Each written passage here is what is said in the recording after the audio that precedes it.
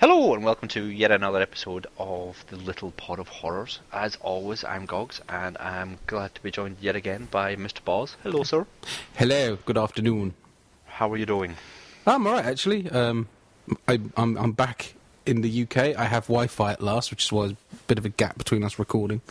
In a new place, in a new room, so I hope the acoustics are okay. I'm sure it'll be fine. Yeah. So, well, if not, I'm sure my poor editing skills will fix for that. This week we have got a topic which Mr. Boz has picked out, but as always we're going to save that for later on the show. Yep. But we're just going to dive straight into the feedback bag, because we've got quite a bit of feedback to go through. Yay. Which is cool. So thank you very much for the people who have sent it in. Somebody's listening. Yes. Yay! Which is what we like. Which, funnily enough, my son said yesterday, "Dad, why don't you charge for the show?" And I went, because no one listens. Because it would cost us a lot of money. Yes. And I was like, we can't charge people for this stuff, God. But it's nice to see. And he was like, do people actually listen? And I was like, yes, we have feedback, look. So it's nice to see people listen and take the time to send the comments in, so thank yous. Yes. Before I jump into the first piece of feedback, I want to say a huge thank you, I'm not going to name names, to the people who have donated to the show. Thank you, thank you, thank you, thank you. Thank you very much. It helps out a huge amount with the costing of the Podbean sites and all that stuff. So thank you very much. You are very generous people. And for putting really fuel in Gogsy's Porsche as well. So exactly. And I'm running out, so please, gas is on the rise. Okay. First of all, for British people. Sorry, carry on. Sorry, yes. That's why we do that. I keep forgetting. Too American. The first piece of feedback we have is from our wonderful long-time contributor, Mr. Andrew. And he goes, "Hey Goggs and Boz, welcome back to the world of podcasting. It is good to hear you guys producing more horror content. Yay!" After that yay bit. A couple of points from your show. Piranha 3D. Saw this in the cinema. Was an awesome experience, and with a good feeling I enjoyed a rewatch. Please stay away from 3DD. It is hideous. I totally agree with that. What's the difference between 3D and 3DD then? Is that a sequel or a... You have to ask. 3D has 3D boobs. 3DD has bigger 3D... No, I'm joking. No, they tried to take the same kind of concept. They put Hasselhoff in it for a comedy factor. It was... They didn't get the knowing tongue-in-cheek thing correct this time. They did over-the-top stupid, and it didn't work, unfortunately. Okay. Yeah, the idea being that the piranha are going to evade a swimming pool through the sewer system, and the guy who owns a swimming pool has an adult area in the swimming pool where all the lifeguards are going to be topless strippers. Oh. It's dreadful. Absolutely dreadful. Yeah. Still better than Shark Night 3D, though. Ah, shut your face. So, Horace, I'm not going to be watching Piranha 3DD at all, even if it does have the Hoff in it. He then goes on with Insidious. I saw this in the house and actually watched it with no phone or laptop and paid attention, and it really got to me. Yeah, there's lots of jump scares, and he quite liked what it did. Funnily enough, that movie may pop up later in the show. Who knows? It may well. A suggestion for you, if you've not seen Behind the Mask, The Rise of Leslie Burning, it's a really interesting take on a slasher film. Starts a bit slowly, but stick with it as the twist at the end is brilliant and is one of my favourite films as a slasher film. Obviously, this piece of feedback came in before we did my Fright Fest rundown. Yeah, I'm thinking... We've shared our thoughts on that one, so it's good to see that Andrew liked that too. I have it in my mind that we've mentioned Leslie Vernon a few times now, so Andrew's very much on the same page as us in almost every respect, I think. He does, so, yes. Yeah. We just seem to agree with either of us, if not both of us, on most things, which is awesome. And then that's it, Andrew. So there we go. There's the first piece. Thank you, Andrew. And now, this bit's exciting, because the next bit of feedback we've got is from our good friend Rick, who is the Admiral at the Starbase 66. If you like your sci-fi and you're not listening to that, you need to. Although there's a bit of a gap in shows, he is sneaking out the odd show when he can. But he's a good friend of mine, and one of these awesome people for feedback. and he is not a horror fan by any stretch of the imagination. So I love the fact that he's listening, because it means we've got more to offer than just scary shit, I guess. So yeah, an audio comment. Hi guys, Rick here, your resident wimp. Just finished listening to your comeback show and loved every minute of it, which is telling, given that I am not into the genre at all. But I thought y'all might be interested to have some confirmation on the pathetic nature of that top 10 list, in that I have seen 6 of the 10 films. So that should tell you something right there. Anyway, it's great to hear you guys back. The fact that you are keeping me intrigued and entertained listening to something I have absolutely no intention of taking part in, I think says a lot to a great rapport you two have. It's wonderful to hear you back on the air, and I'm looking forward to lots more episodes. So take care, watch out for that trapdoor. Talk to you later. Bye. Burke, feed me. Thank you, Admiral. Thank you, sir.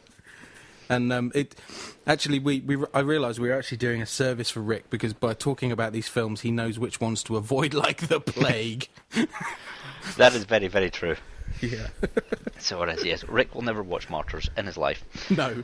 No, he never has to, because we told him all about it. So, but yes, it is good to know that. See, Rick, who does not like horror movies, although secretly he does. Yeah. I think he's just scared to admit it.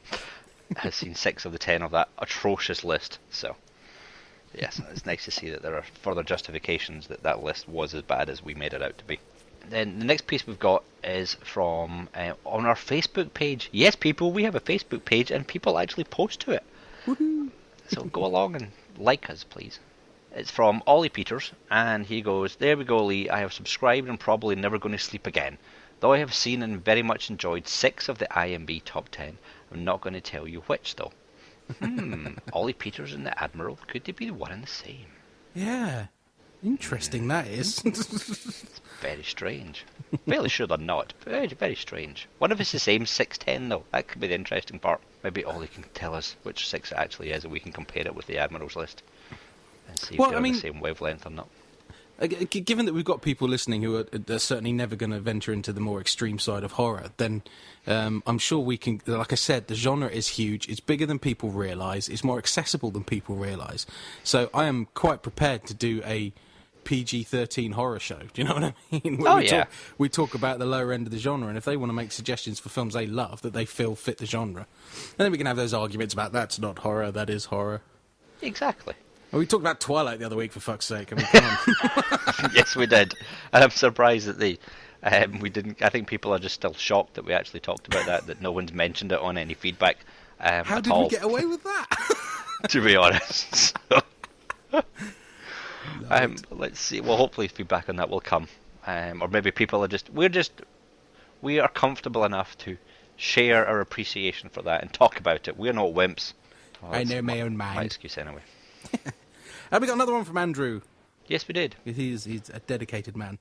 Hi, Goggs and Boz. On Hatchet, number 2 is not terrible. If you like the first one, then the second has enough to keep you entertained. It's a straight sequel with Tony Todd, and the female character is played by Danielle Harris. She is a good horror actress, was the young girl in Halloween 4 and 5, and also in the remake of Halloween 1 and 2, never gonna watch. Also, she is the pregnant girl from Stakeland. Now I know who she is. Which I wanted to see before your recommendation, but saw it quicker and have to say it's very enjoyable.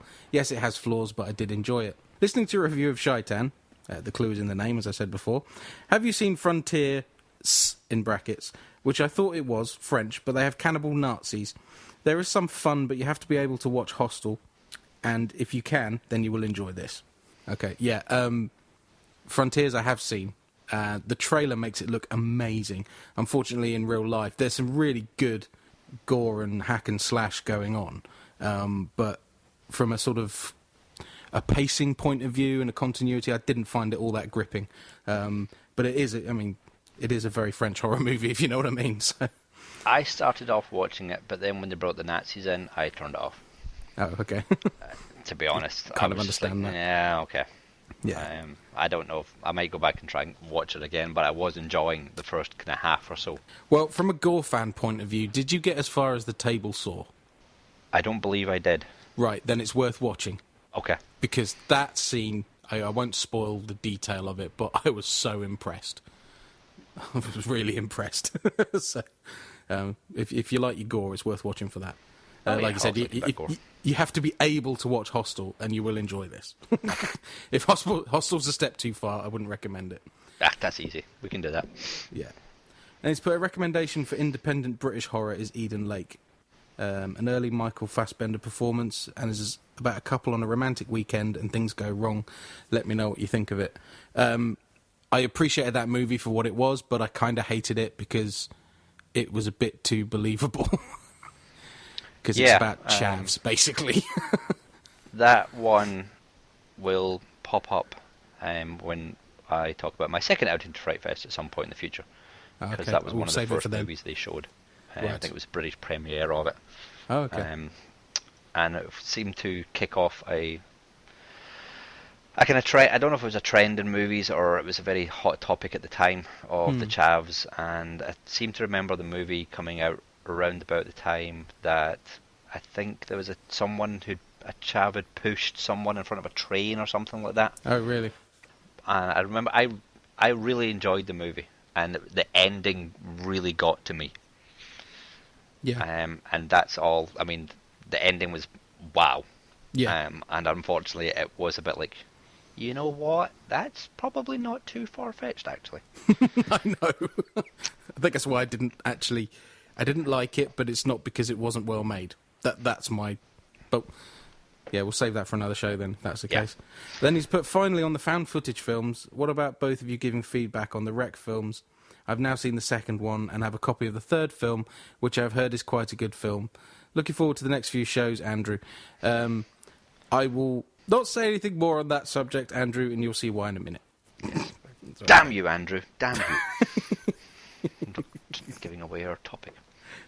And then we get another one from Mr. Rick again. Okay, I think we've got 3 people that listen to the show then. 2 of which seem to be Rick and Andrew. He posted on Facebook again. Yay! Hey gents, just finished listening to your latest and I'm loving it. Thank you, sir. And I loved Pan's Labyrinth and envy you more than a little Goggsy for actually meeting Del Toro. Keep up the great show, mates. Thank you, sir.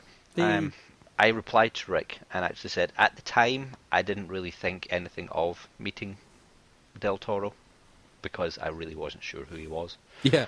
I just kind of met him and shook his hand to be part of the experience of the Fright Fest. And because I really did like his movie and was like, hey, I can actually tell someone, I liked your movie, face to face. But I've really appreciated that more as the years have gone on and actually seen more of what he's done and everything. And I can sit back and say to my kids and what, I've met the director of that, or I've met that director or whatever, and he was a really cool guy. It's a gloating point now. It is, yes. So it is. So it is pretty cool, and that's one of the benefits of going to things like that. So. And then our other listener writes again. I mean, he's the man is reliable. We get one per show, and I love that, actually. It's awesome. Thank you, sir. Yeah, so it's Andrew again.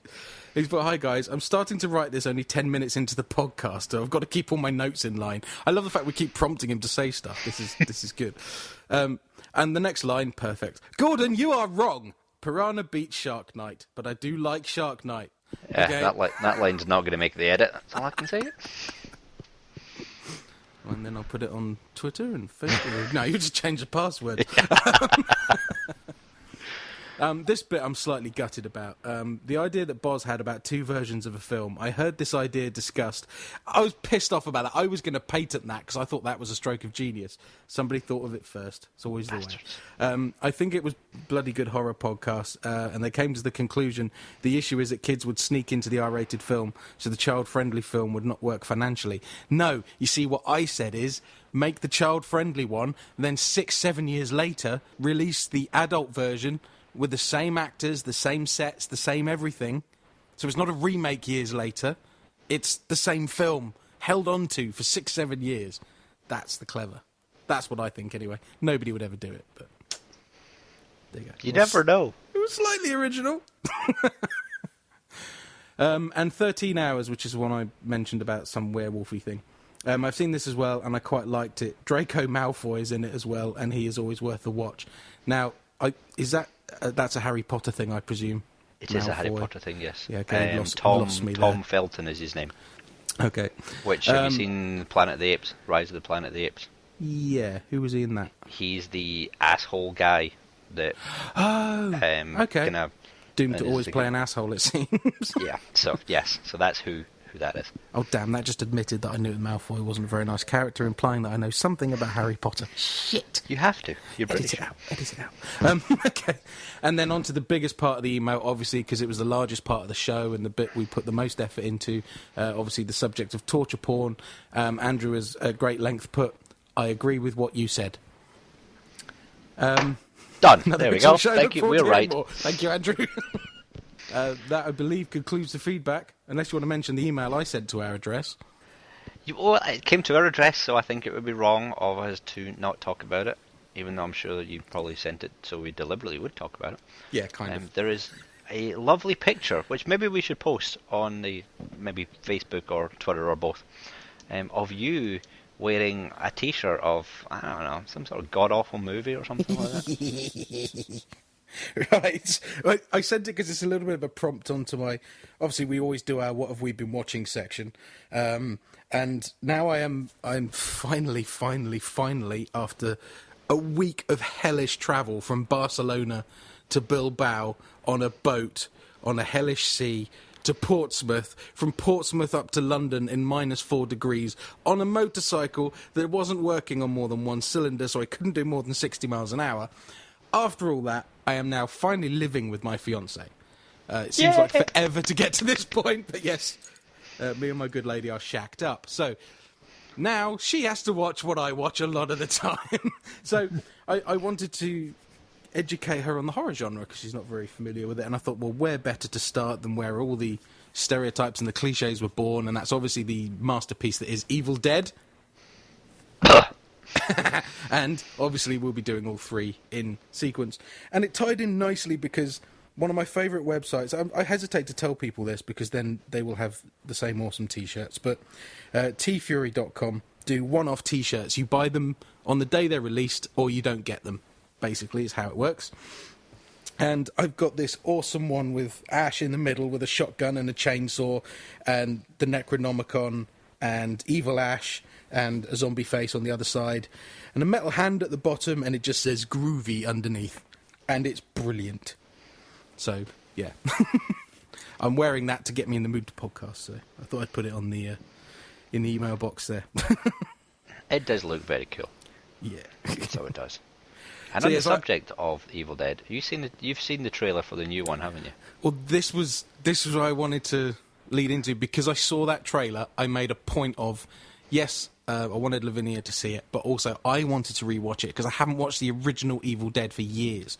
Mm-hmm. So we sat down and watched it last night. What I'm actually going to do is I'm going to record her reactions to each one because I want to see if she backs my argument or Gordon's on Evil Dead 2.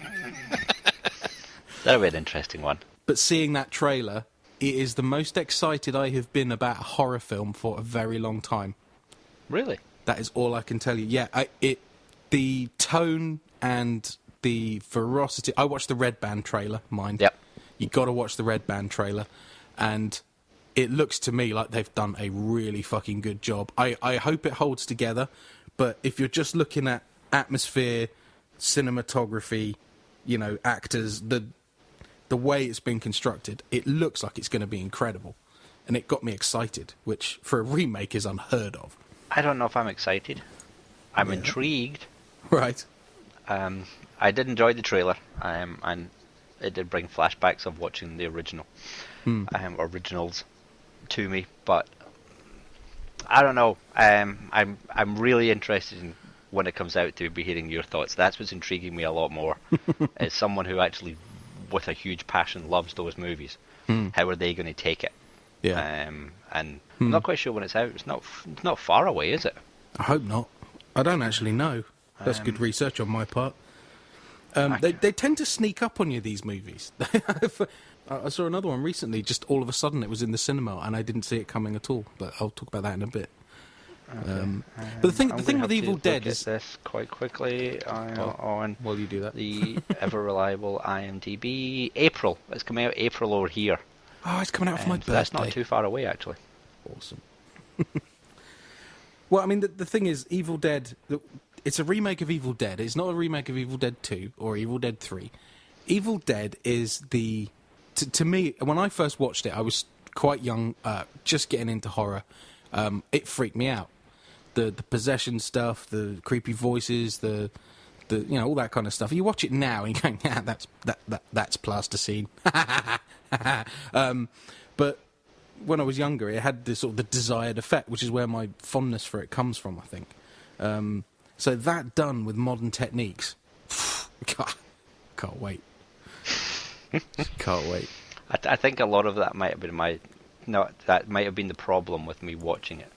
Yeah. I watched it so late, not late in life, but I'd watched it so late after seeing hundreds of other horror movies before it, Mm-hmm. and it may have tainted the impact it could have had I watched it at 13, 14 or something like that.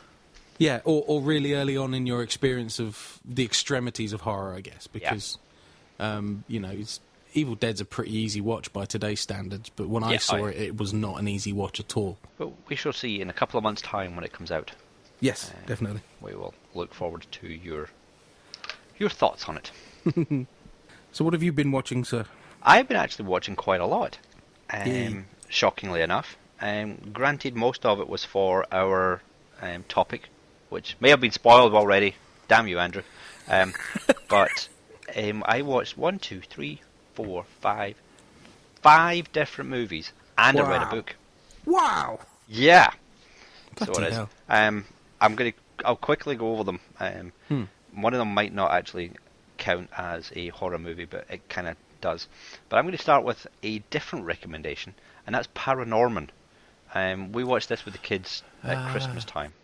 We got an Amazon gift card from someone, so we downloaded it from Amazon as a rental. Oh, cool. That was their choice to watch. And you know what? There's some pretty freaky little bits in it. I heard that. It's a kind of scary. No, it's not really a horror movie. It kind of plays on some of the horror themes, and there's some funny little references to Halloween and other movies in there, and zombies and everything like that. So the kids got a kick out of watching the zombies and stuff. But I actually really enjoyed it, and I think it does have a little bit of kind of scariness in there for the kids. But it's a really good family watch. I would really thoroughly recommend this to anybody who has kids or even doesn't have kids and just wants to enjoy a kind of hour and a half little show and see a kind of kid-friendly horror movie. It was very, very well done. Oh, I'd heard good reports. I was actually going to go and see it because it was in 3D as well. You know, I'm a sucker for 3D. Yeah. And animation always looks good in 3D, I think. And it was one of those, I just didn't get my shit together. It's the only reason I didn't see it. But I fully intend to. And I know it's a kids' movie, but, it's got witches and zombies in it. I mean, that's horror. Thank you. Tick box. Yeah. I also watched staying on the kind of PG, or I don't know what Paranormal was, but staying on the kind of PG rating type movie, I watched a movie called The Hole. Now, this isn't the one back in the early 2000s with Keira Knightley getting her boobs out. No. This is a completely different one. Basically, it is about a hole in a basement of a house that a new family move into, and the evils and terrors that gets unleashed when they open up the door to this hole. It was all right. Yeah, I've heard it's quite creepy. It wasn't anything special. I mean, you could sit down and watch it with the kids, and they might get a bit freaked out by some stuff. There's some pretty dodgy camera work in there, but yeah, it could have passed an hour and a half and did a little bit of scares. Oh, okay. It could have been done much better had you kind of pushed the rating up towards the R or whatever. But I'm assuming it was Joe Dante that directed it, so I'm assuming that was what he was going for, was a kind of family-friendly, horror-y type thing. So yeah. So not as scary as Keira Knightley's chest? No, there was nothing like that in there. Got to get boobs in here somehow. I also kind of went a kind of horror back-to-back while the kids were off, night after night. We rented, sorry, because I can't say I actually watched. We rented The Thing, not the awesome John Carpenter one. Oh. But the remake prequel thing. I fell asleep. I was a bit tired, and I had been drinking a little bit, but I fell asleep, and then I woke up like 10 minutes to the end, and I didn't really want to go back and watch all the parts that I'd missed. No. So that kind of says volumes about it, to be honest. It wasn't good. Yeah. It really wasn't good. I just blah, blah, blah, blah, blah. That's all I'm going to say. Unfortunately, I kind of followed that up the next night with Fright Night, the Colin Farrell remake. You had a remake binge. Yeah. It's all on the dollar shelf of the local store. There's a reason for that. I haven't seen the original. Yeah. It was one of these movies I had on my shelf for years before I came over here, and just never got round to watching. Oh, right. So I have nothing to compare it against. So I can just do it as a kind of standalone movie. It was all right. I mean, David Tennant was probably the best thing in it, to be honest. He was. Because he was just absolutely hilarious. I was just like, Doctor Who said fuck! That was my moment.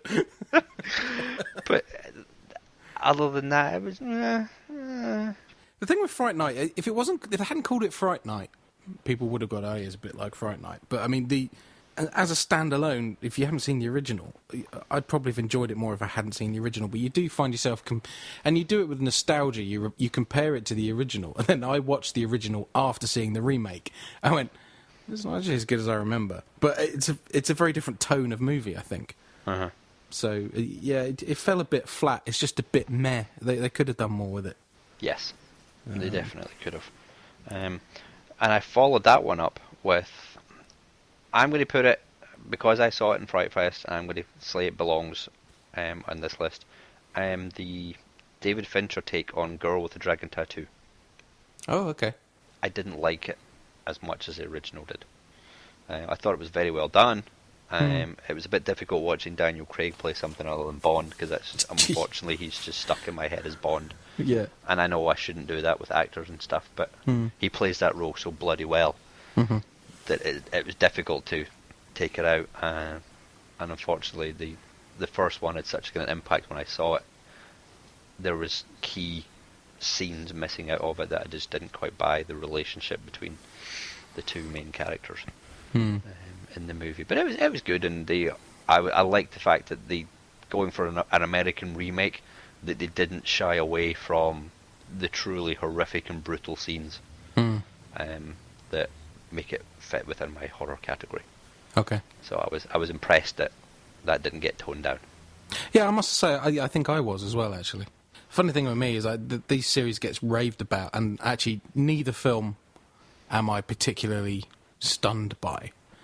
I meant to read the book, but I started reading the book, and I didn't get beyond like the first 2 chapters. I'm not good on reading, I must say, but I actually expected a hell of a lot more from it than I actually got, even from the original. And the remake is, in my mind, same with Let Me In and Let the Right One In, just superfluous, unnecessary. Don't get me started on the subtitles thing again.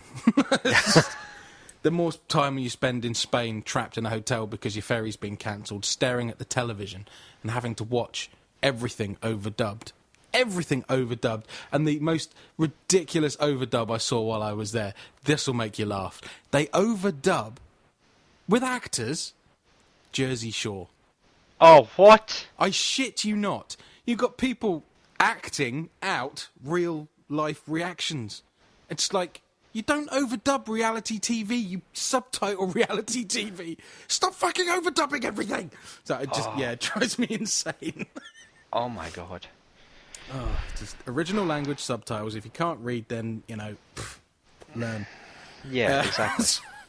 I have read the book of Girl with the Dragon Tattoo. And? I enjoyed the book. I think there was...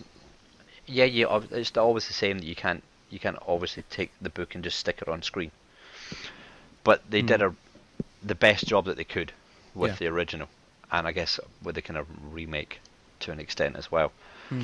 But I was impressed with the kind of crossover from the book to the movie, the first one, or the original in its proper format. And I think they did a really good job. I tried to read the next books, and I kind of couldn't really get into it as much. And unfortunately, by the time I started reading the next books, it was like the next movies had came out, and they were getting not rave reviews. So my anticipation for the trilogy as a whole just kind of waned. Yeah. And I just thought, you know what, they've been on Netflix for a long time, and I'm not rushing to see them. I can just take it as a standalone, and I don't really care that it's part of a trilogy. It ends very well for me and wraps everything up pretty nicely, so I don't really need to see the continuing stories of Lisbeth or anything like that. But then I moved into my book.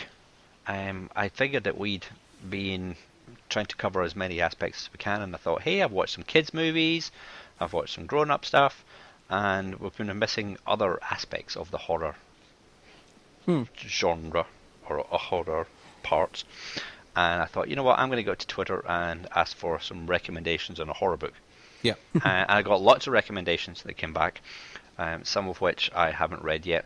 So The Admiral came back with Carrion Comfort by Dan Simmons, which I'm just starting to read.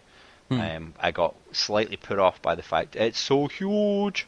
And I must admit that I was like, oh, okay, I was looking for something a bit more lighter. And then I got a recommendation from Mindy for Patient Zero by Jonathan Maybury, which is awesome. There's a film of that, I'm sure. Is there? I'm sure I've heard of that film. I don't know if it'd be the same one, though. This one is based... okay. This is a zombie book, so I don't know if it's the same or not. If anybody knows they're zombies, it's Mindy. Yes. This is fast-paced. It's written really, really well. It's really easy to read. It gets into a lot of science. Probably about a third of the way through, or it kind of continues to bring the science into it, which I have no idea if that's grounded in reality or not, because science isn't really my thing, and they were using lots of big words, and I just went with it. But basically, it is the bad guys. There's a terrorist developing some mutation, which you can turn people into zombies. Oh, okay. And not just that, but as the later versions of this, I guess, gene get, I think they call it generations, the next generation of the virus, means that people are turning quicker into zombies. So instead of as this first generation biting someone and then coming back to life 2 or 3 hours later, one of the later generations is they're biting someone and boom, 20 seconds later that person's a freaking zombie. Shit. And it's all set with the American Special Forces, a special branch set up to stop this, and it's awesome. So it is. It's really fast paced. I read it incredibly quickly. There's a lot of humour in it, but there's some genuine scary bits in it, and you get really attached to some of the characters very, very quickly. So when things start happening and the shit really hits the fan, I mean, this shit hits the fan big time. So it's a real page turner. Oh yeah, I mean, he knows when to put the cliffhanger on it, or just to slow down the pace and take you away from the action for a little bit, and then bring you right back in a couple of pages later. Brilliant. Just to give you that breather that you need. So I can see it being done really well on the big screen. If somebody was to make a movie of it. So, well, one of the things I've always loved about my favourite, I hardly ever mention him, but one Mr. Scott Sigler. When you read his books, you see the movie in your mind, and the movies are makeable. Do you know what I mean? It's just like, somebody pick it up! Because Infected was optioned for a movie with Row Pictures. I think it was Row Pictures. And then, like, the movie production house went bust, or part of it was taken over by someone else, and then they sort of dumped the option. You were like, no! Infected has to be a movie. At the moment, it's actually being turned into a graphic novel. Unfortunately, it's stalled a bit after issue 1.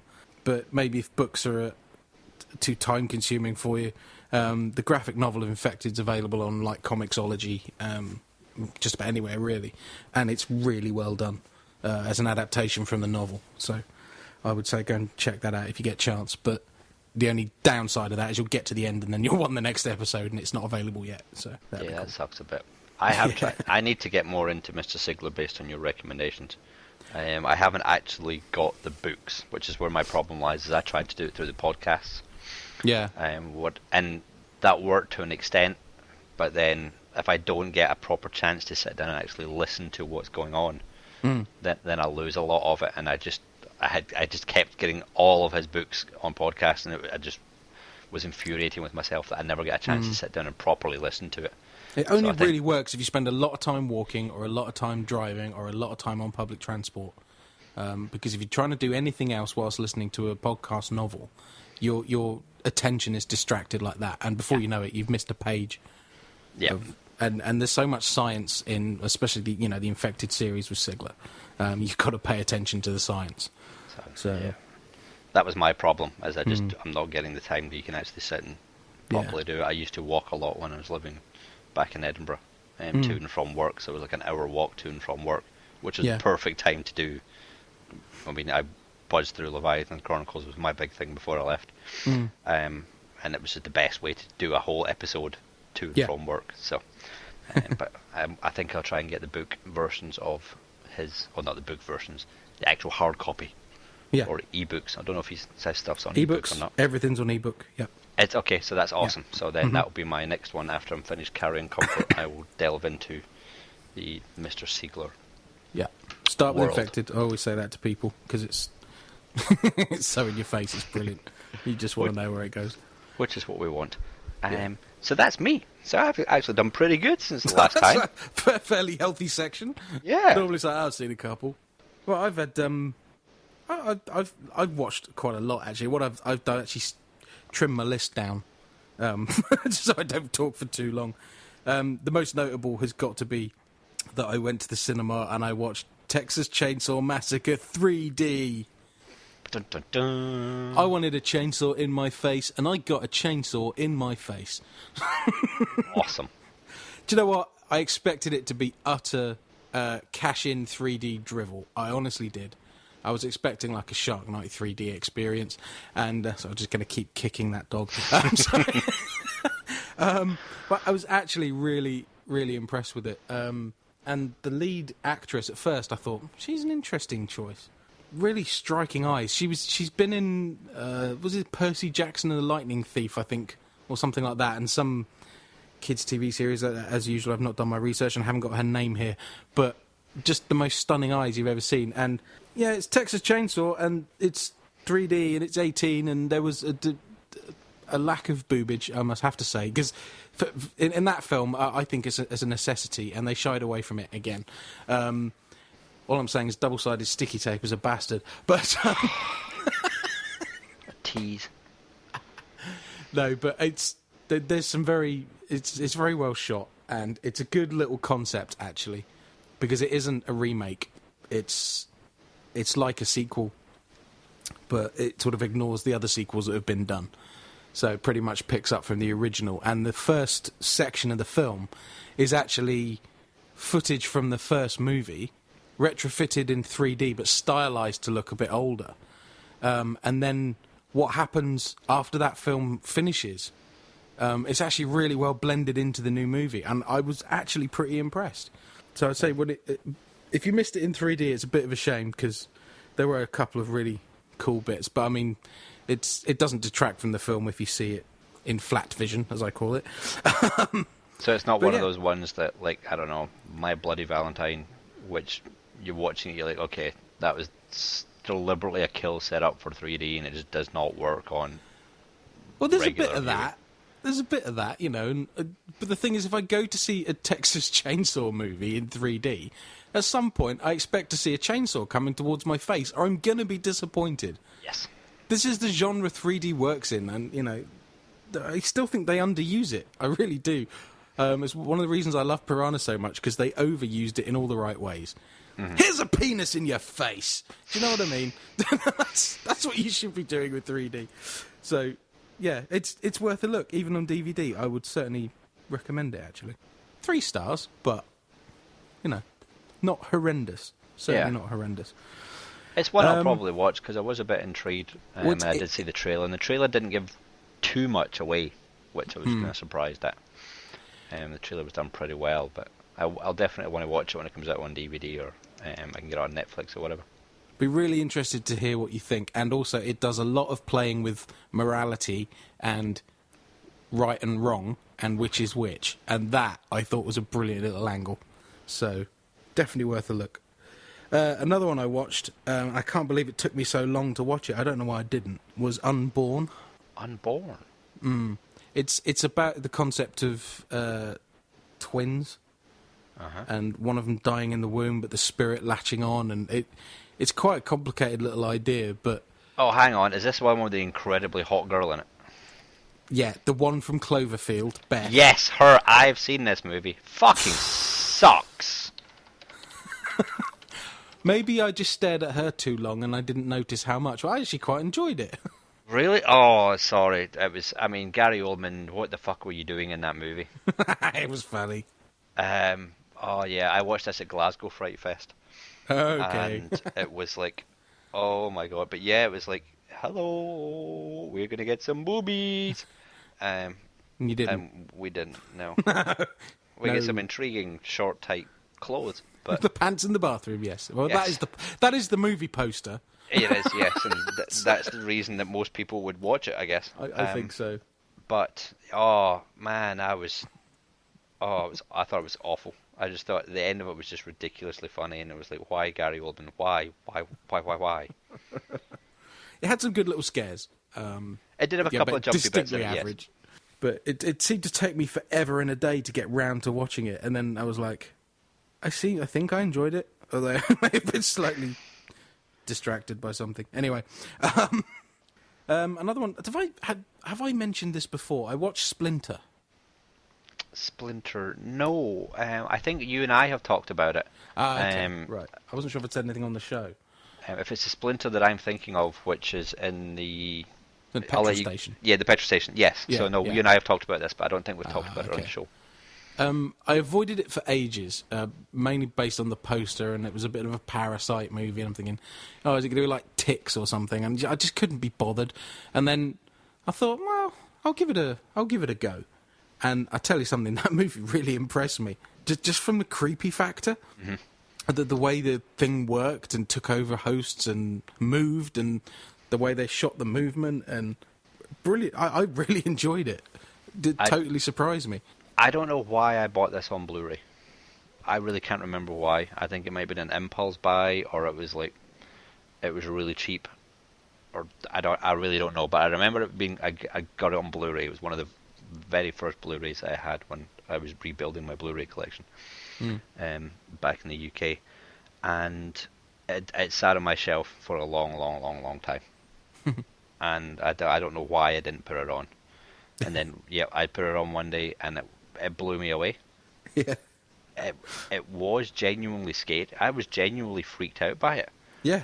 And I genuinely cared about the guy. I mean, the guy in it is a pretty kind of geeky type dude. Yeah. And I can see he might rub people up the wrong way, but I was like, oh my god, no. I really felt for these characters, and I wanted them to get through this, and I really enjoyed it. I definitely would recommend it to anybody who maybe was like me and had it sit on the shelf for a long time, or was staying away from it. What I liked is there's no motivation to the bad guy in this. The Yeah. the monster, I suppose. It's just scary biology, really, isn't it? Yeah. There's no evil motivation or malice, really. It's just, but to a human being, it's terrifying, and that's what I liked about it. So, definitely recommend that. And I watched another one, which I found on. I've started using a different. I've got 3 streaming services now because I say I don't have TV, so I sort of hedge my bets between Love Film, Netflix, and now Sky. Is it Now TV? Run by Sky, and between the 3 of them, I've got a good selection of movies. And I tell you, who's impressing me is Love Film. Their Love Film streaming horror section is enormous. Really? 500 plus movies. Pretty much, if you can think of a horror movie, it is probably on that list. Wow. Unless it's banned. Yeah, it's bloody impressive. And I saw this poster was actually on this Now TV service, and it's called Casadega, which I think is somewhere down south in America. I'm not entirely sure. I didn't really get it. But a girl goes to this university. It's basically it's a serial killer type movie, and the serial killer is abducting women, not too frightening a rate, if you know what I mean. Just he's not one of these prolific ones. There's 1, 2, 3, and takes his time and whatever. But what he basically does is removes their limbs at the joints and replaces them with metal extensions, and then hooks them up to like chains on a huge puppet rig, and sort of plays with them like a puppet. So it's a really sort of twisted little idea. It's not a not a terrible movie, but also it's a bit easy to guess where it's going, how it's going, and you know what I mean? Mm-hmm. Again, it's helped by an attractive leading lady. But, yeah, the poster was what grabbed me, because it was sort of a girl slumped there with her arms tethered up like a puppet, and I thought, take on Puppet Master? What is it? You know, so it was that sort of curiosity made me look at it. It was interesting. Worth a look, possibly. But my last one, I'm going to shut up now because I realise how long we've been going on. Flying out to Spain again. Did my usual, rented a movie on the phone to watch on the way. And I had never heard of this. It snuck up out of nowhere. I found it on iTunes. It's a film called When the Lights Go Out. Have you heard of it? No, I haven't. I'm looking it up as we speak. This is set in 1974. It is a true story, apparently, about one of the most violent poltergeists ever recorded, basically. And Okay. it's basically a reworking of that. And it's really well done. I love these period films where they're made, like now, and you totally believe you're in 1974.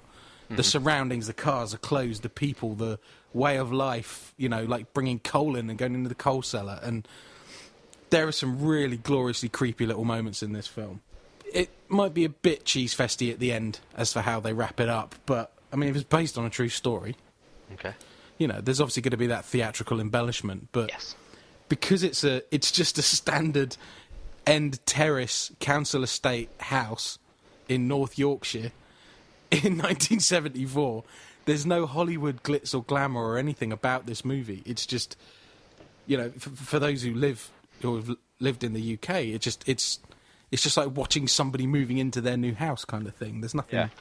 There's nothing grand about it. So when the creepy stuff starts happening, you're like, that could be my house. Do you know what I mean? Yeah. Great little movie. I was really impressed with it. So I recommend that one to everybody. So that's When If you the like Lights your Went Out. ghosties. Yes. Yeah, or When the Lights Go Out, I think. Oh, When the Lights Go Out, sorry. Okay. Yeah.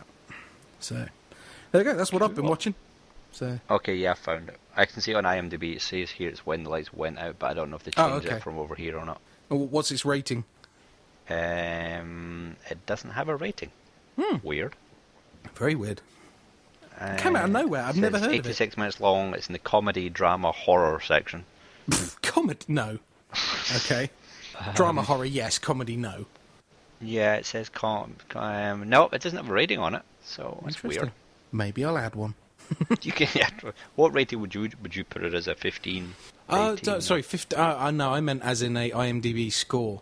Oh, score. Sorry, I thought. Yeah. Sorry, I was looking for a thingy. No, the rating will be 5.2. Really? Is that all? Mm-hmm. Interesting. I'd have marked it higher, but there we are. What do I know? Yeah, 5.2. There we go. So I was looking for a PG-13 type esque. Yeah, it'd be 15 Apologies. at the most. At the most. So is that you all caught up now? I think so. Awesome. With that, we do not have a B's for Boss this week. No, because everything I've watched is too good. I promise I will watch some intentional shit this week, okay? I will. So with that, I think we should just jump right in, or not, I wouldn't say jump right in, but we shall move on to our topic of the week, which was a choice by yourself, good sir. So I am going to let you run with it. Right, well, we come across this all too often, and just in our sort of random weekly watchings, it pops up all the time. So I said, well, let's do a show dedicated to basically our top 5 found footage movies, as busted by Andrew earlier. Yeah, we really should have read feedback at the end of the show, shouldn't we? Yeah.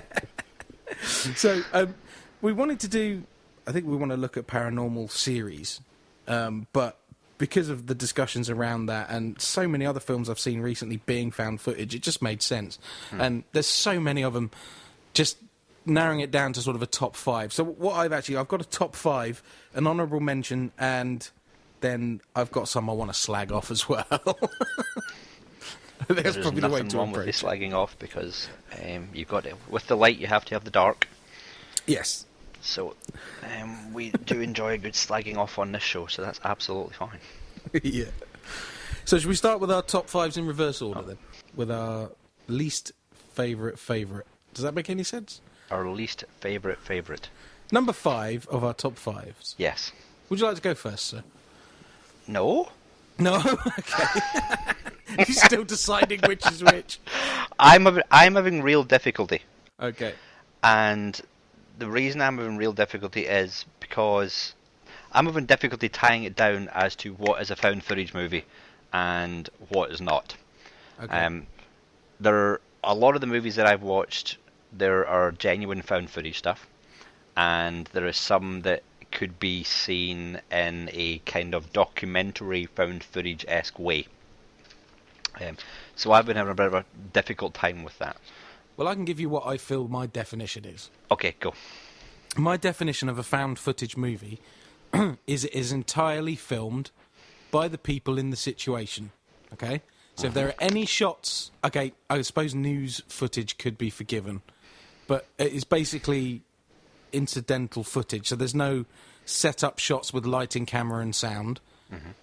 Okay, if it's a film crew, but they're filming something and you're seeing the non-take footage. Yep. Yeah? So anything where it's like, oh, shit, what was that? Swing the camera around. I've dropped the camera. You know, it's got to be entirely 100% that kind of footage. Mm-hmm. There's one list I looked at on IMDb for found footage movies, and District 9 is listed. Well, no, the beginning of District 9 is documentary footage, but then it goes into full cinematography. That is not a found footage movie. It's part documentary, or mockumentary, and then part, you know, properly set, filmed, acted, obviously. The thing with the found footage movie, you're supposed to believe that somebody's just found the tapes. Yeah. Yeah? You're supposed to believe that. So that would be my definition. Which is a very good definition to have. Now, this is what I was, which is good, but this is where I was coming down to. I was having more further problems. I do have a number 5, but it's a joint number 5. Okay. And I'm going to contradict myself a lot through this top 5, especially when we talk about the ones that we didn't like. The reason being is because, yeah, I'm completely with you on found footage. Boom, it's got to be there, done and dusted. Pick up the tape and put it in. Yeah. But some of the ones that I don't like is because of the fact that they use multiple cameras, and it's down to an editing perspective. So someone's taken and edited their own movie to be the found footage movie, which works in someone's, which I don't really like the concept of that, but some of my movies, which I'll have put in the list, fall under that category. Found footage can be edited to make it presentable in a 2-hour format. Yeah. As long as it's all shot realistically, it can be edited. I've got no issue with editing. It's the shooting That's your big thing. Yeah. So yes, I might have some contradictions as to what I'm talking about, but hey, I freaking contradict myself all over the time, as listeners to this show should well know. And I may put a couple of controversial titles in my top 5 that people may not think belong in the horror genre. But if IMDb tells me it's horror, god damn it, then I'm choosing it as horror. Well, I may be arguing then, so we'll see where we go. Possibly, but and also some of the lists I've found, they come in, so I'm justifying. It's one in particular that I think might be a little bit controversial. Okay. But the joint number 5 of my movies is Grave Encounters and The Devil Inside. Okay. I have no issue with either of those as found footage, to start you off. Okay. For people out there, Grave Encounters is basically there is a guy, it's a television show premise that I fucking hate. That's on all the time over here and probably on a million different cable channels, where it's basically people go to a house and, oh look, let's spend a few hours and let's try and find ghosts and let's set up our cameras and all that stuff. So Grave Encounters is basically starts off with the guy saying, hey, yeah, we had this pilot for a show, it was awesome, they kept sending the tapes in, and then all of a sudden one day the tapes stopped coming in, and this is what we found. And I've edited together all the pieces together to make this documentary. Well, it's kind of a documentary to begin with, but then it all is found footage for after the first 5 minutes.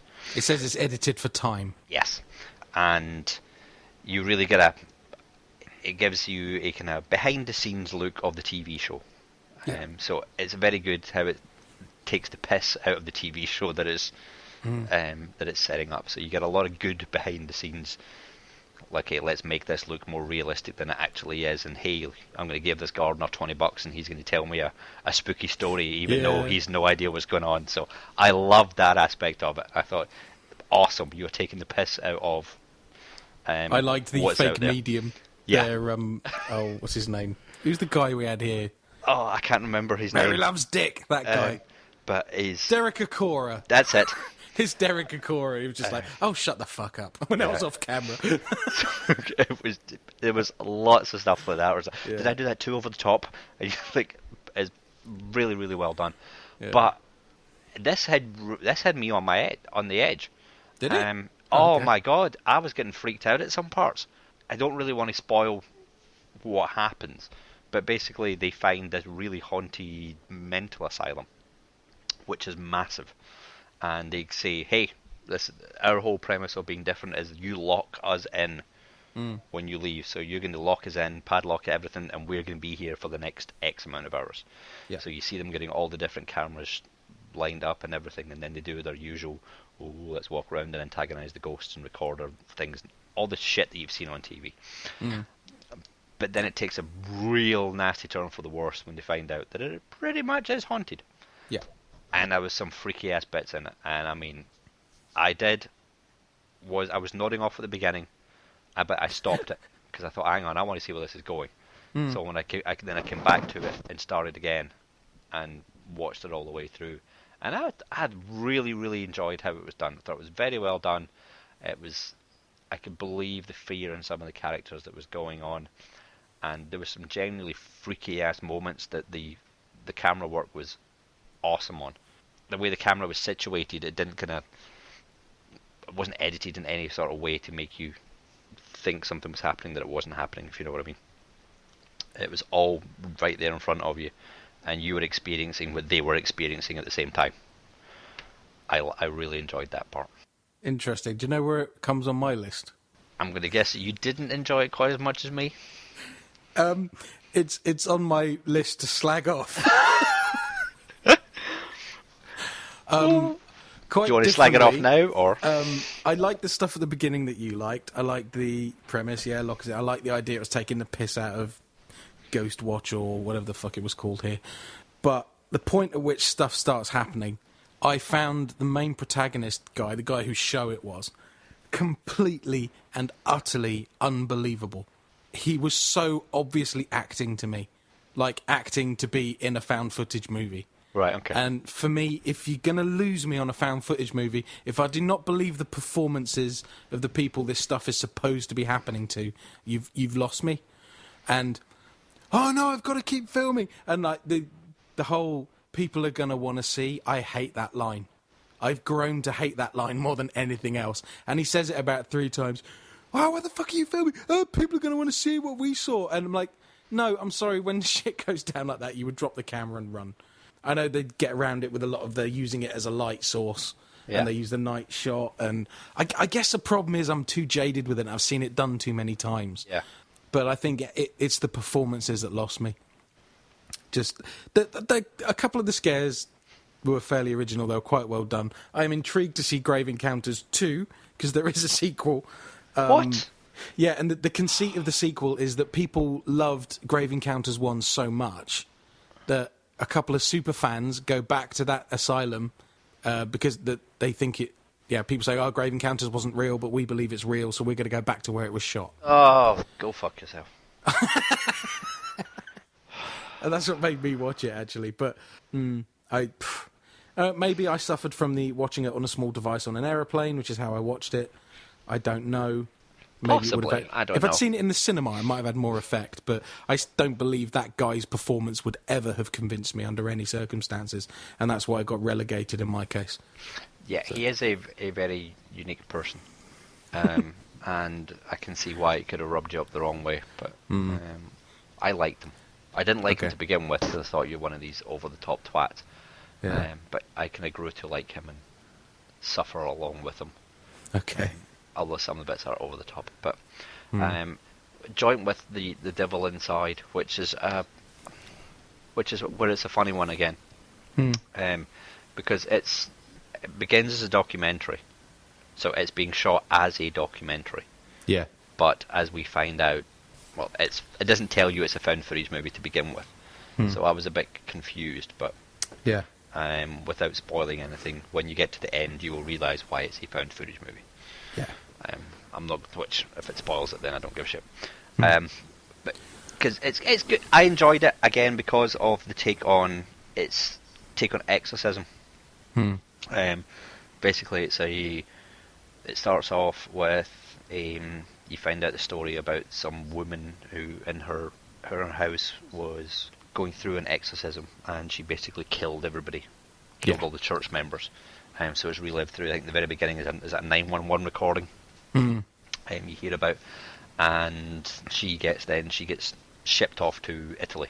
I think the church come and say, "Hey, oops, yeah, we'll take her away and look after her for you." And we'll put her in our Vatican hospital. Yeah. Well, not go down the religion route. And this girl at the time, she grows up and she basically wants to go and see her mother, because she hasn't seen her for, I don't know, like 20 years or something like that. Yeah. And there's a kind of documentary being set up around her going over there and her learning about exorcism and is it real and yada yada yada yada yada. Yeah. And she gets involved with a couple of priests who do genuinely believe that exorcism is real, and they're trying their best to exorcise this girl that the church says is not possessed. And I really liked the way that they were doing that. Everything there was done. I really liked the setup that was done and the different. This is where I go with my dislike of multiple cameras, but it did cut a lot between all the different cameras that were going on. But it was believable to me because you could see them actually setting the cameras up. Yeah. So exactly. you were like, okay, so I know where that shot's from because I've seen them do it. It's not just a shot out of nowhere. Which is why I put it on at the very bottom of the list, but that's why I'm putting it on there.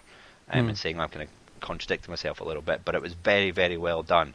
But everything's very slick. There's no real kind of grittiness to it. Everything's very slickly done. And the performances are... So the mother, when they go and interview the mother in her asylum cell, I have this thing, right? If I'm anticipating a jump scare and I'm worried I'm going to look like a dick if I jump, my simple thing is if I put my hand next to my head like I'm scratching the side of my head, and I push my little flap at the front of my ear into my ear canal, right? And it makes everything mono. If a scare is delivered in mono, it doesn't make me jump. If it's in stereo, I jump. Seriously, this is a real thing. And if I'm anticipating having the shit scared out of me, I will put one finger in one ear and block that ear, and then I won't jump, okay? So I had my finger scratching my head at that moment, and she's just staring into the camera, the whole connect the cuts, connect the cuts, connect the cuts. Her performance is amazing. Oh, yeah. And I just expected her to just freak out, and I can't remember actually if she does or not. I just remember that the tension of that scene and the tension of the actual exorcism were brilliantly done. Yes. In that movie. I think we both agree the endings lets it down a bit. It let it down a lot. It's unfortunate. And I don't know what they do. Not go by the DVD cover or the cover that I saw because it just looked wrong on Netflix anyway. It's the nun, isn't it? With the blind nun they use normally on that. Not over here. Okay. Over here with the devil inside, there is. Is it the front lip? Basically, she's putting her tongue out, or no, she's turning her lip and her lips carved so you inside. can see the cross, yeah. And it doesn't look right. It's like kind of freaky ass cover, which was kind of putting me off to begin with.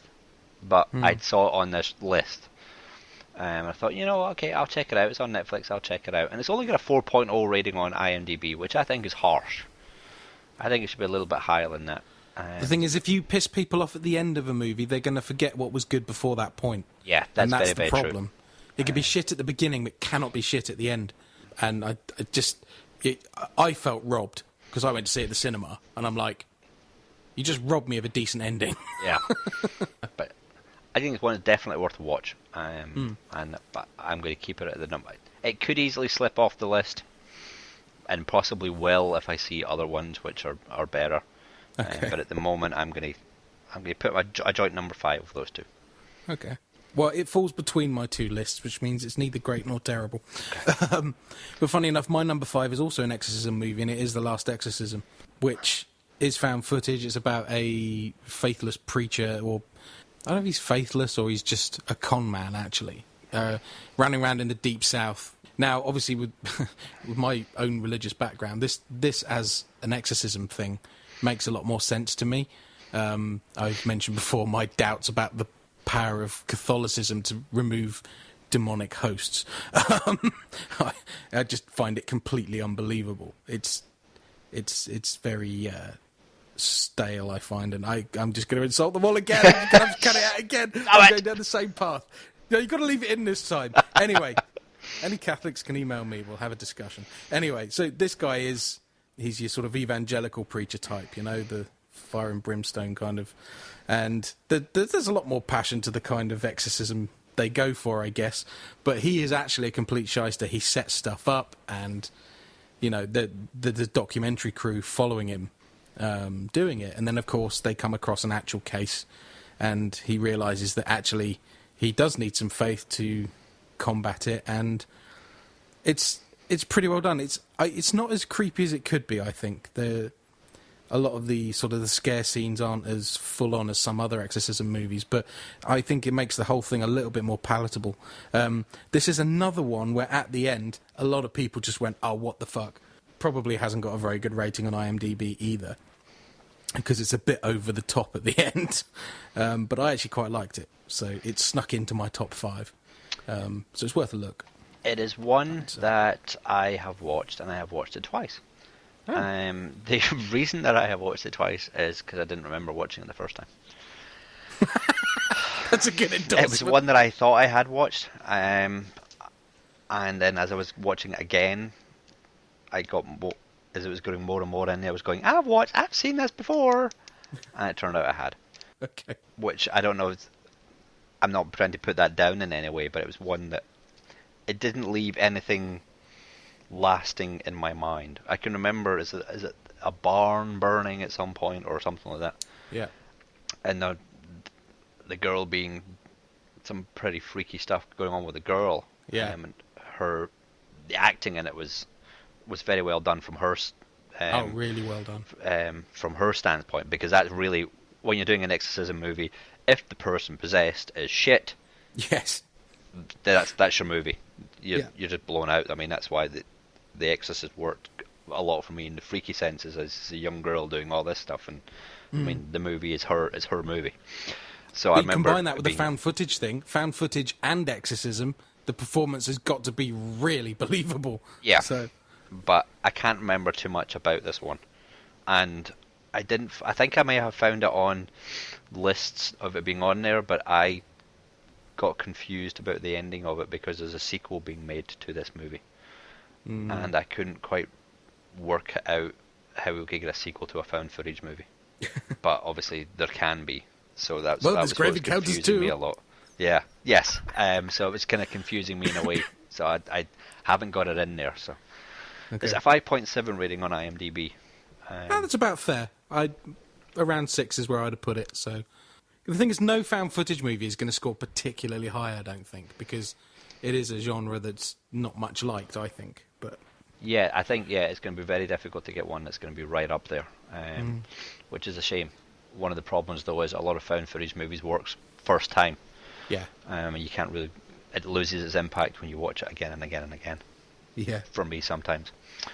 Potentially a controversial one for my number 4. But I'm going to put it in there, because I really enjoy this movie. Okay. And I think it belongs squarely on this list and squarely in this genre. Cloverfield. Okay. It is a found footage movie, shot from one perspective. It's one camera all the way through it, and you're seeing basically what the people there are seeing. So if they turn away, you don't know what's going on. There's no quick edits. There's nothing like that. You're in the moment with them, and I think it is very, very, very well done. I remember when it came out going, how the hell do you do CG on a shaky handheld cam? that just sort of stunned me, and I actually watched the making of because I wanted to know how they did some of this stuff. It's very clever. It's 7.2 rating on IMDb, so it's high up there. I think it's probably going to be the highest. Possibly, because it's probably the one most people will have seen. Because does it belong in the horror genre? Really, because it's a monster movie that I'm going to throw it in there. There's nothing. There's really... horrific elements. I definitely think yes. There is some horrific elements, and I know a lot of people got. There was at the time it was a very touchy movie because of where it was taking place and a lot of the scenes that were going on. Yeah. Especially with the dust clouds and everything like that, brought up some very raw emotions. I remember seeing that trailer with the dust cone. They were running the shop and the dust goes past the window, and I was like, "Fuck me, that's a bit soon." Yeah. I can't find a flaw in the movie, to be honest. I'm not going to say it's a perfect movie, but I just loved the first time I watched it. Yes, it was rough going on the big screen because I was sitting too close to it, and it's very very jerky. But watching it on the little screen, it's still that impact is lost from the shakiness side, and plus I've watched tons more since then, so you're kind of used to it. Yeah. But I can watch it over and over and over and over and over again, and still enjoy it each and every time, and catch things that I didn't catch the time before because I'm just watching different aspects. Yes. Of the screen, but I just love it how it comes down to people are going to want to know what happened. We have that line, but you actually believe it in that case. Yeah. It's a bit, if you're running for your, I know they're running for their lives, but there's like the points at which he's taking the time to film. He's actually got space to do that. It's like if there is an actual ghost behind you killing your friends, it's a lot more unbelievable to, people are going to want to know. No, you're going to want to live. Run. Yeah, definitely. And there's all the question, could that camera really have survived? Blah, blah, blah, blah, blah, blah, blah. Yeah. So there's a little bit of, you have to kind of suspend your disbelief on that to do it. But I'm going to put it squarely on my number 4. Actually, I'm going to go back to Grave Encounters. Actually, the other thing I found really hard to believe was the fucking battery life involved in that movie. As of somebody who uses video cameras, even the big power packs, they do not last that long. And the situations they were in, are they using the longboard light and the night shot? I'm like, I'm sorry, I accept the fact that there are solid state hard drives on cameras now that can record for 20 hours or something, but no fucking way does your battery pack last that long. Even a battery belt that you wear separate and plug into the camera, they only last something like 10 hours, like just filming. So I'm like, well, I don't know. Maybe I'm uneducated on that point. Somebody, if I'm wrong, correct me, but I found that really unbelievable. Considering what happens in the movie and the length of time you're supposed to believe has passed, then I can definitely see what you're coming from on that one. Yes, that was the other thing that took me out of it. Okay, so my number 4. This had to be on my list, and I'm annoyed I haven't been able to rewatch it because I think I need to reevaluate it for its list position. So it's kind of a guess because I saw this yonks ago, but it started the genre. It's Cannibal Holocaust. One I haven't seen. Nobody can doubt that this was the first proper found footage horror movie because it is entirely documentary footage filmed by people out in the... It's not about monsters, it's not about ghosts, it's not about anything. It's about tribespeople who eat other people. But the scenes that they capture on this camera are horrific. There's no two ways about it. I don't much remember there being any kind of plot, but I remember the performances being very realistic. And that I know people have questioned, well, is it actually real footage? I don't think by today's standards you would say that, but I know way back when it came out, people did say that. I just remember being quite disgusted by it. So I don't think it's from a plot point of view or anything else like that, I can say, it's a really good movie, but it deserves a place on the list for getting a reaction and starting a form of movie, I guess. Yeah. So I can't really say a lot more about it, but it's one that I guess I would like to watch to get it off the list of, hey, I've seen it, or hey, I really need to see this. Yeah. It's not one I'm going to actively go out and seek. I guess if it was on Netflix and I knew that there was no one around, I would probably say, you know what, I'll put it on and You see, I'm wondering if it's still banned. I'm not sure. It could, like, the cut I've seen is probably still banned. It was 1980. This movie has gained the title of the most notorious movie of all time and is often claimed to be banned in over 50 countries worldwide. If true, it would easily hold the world record for the most heavily... I've just lost that now. Don't you hate it when you click more and it moves the entire page? Okay, it's disappeared, whatever. But yeah, all that kind of stuff. So... Okay, here's my controversial one. Okay, that was my controversial one. Troll Hunter. Down as an honourable mention for me. At least you put it as an honourable mention then. I don't know where to put it. Does it have monsters in it? Is it fantasy? Is it horror? There are some scares in it, so just because it's got scares in it, does it make it into the horror thing? Or does it get tense situations? Does it make it more thrillery type thing than horror? It's a difficult one. It is. Where to categorise into. So that's why I'm going to blame my IMDb and go, yeah, they say it's horror, so I'm going to work with it. Okay. I knew nothing about this movie the first time I watched it. I wish I knew nothing when I saw it. That's all I can say. I didn't even know it was a Norwegian movie until the subtitles started coming on. And I was, oh, okay, bit different. And was completely blown away by it. It's got a 7.0 on IMDb, which I think is too low. I think it should actually be a little bit higher. But for those of you who don't know what it is really is a kind of fantasy type movie. It's a group of students investigating a series of what I think is what they think is bear killings, or what the government are saying are bear killings. And that there's this mysterious guy that nobody really trusts or knows what he does or anything like that. And he's got a kind of weird reputation around the bear killing culture, or the bear killing crew that go around Norway. So they're obsessed with this man and finding him and what it is he actually does. And then one night when they're out stalking him, basically, he runs straight to them and right into the camera and basically shouts, "Troll!" And to which point everyone's like, what the fuck? Me included, even though I knew the movie was called Troll Hunter. And then it takes you into this almost completely believable scenario of, there are trolls and they do live in Norway and everywhere else, and there are these different clans and these different clans and they fight and this is where they live and this is everything we set out for them. And when you see the trolls on screen, they look bloody realistic. Yeah. And there are some incredibly tense situations to get involved in, one in particular in a cave. And religion is brought into it again.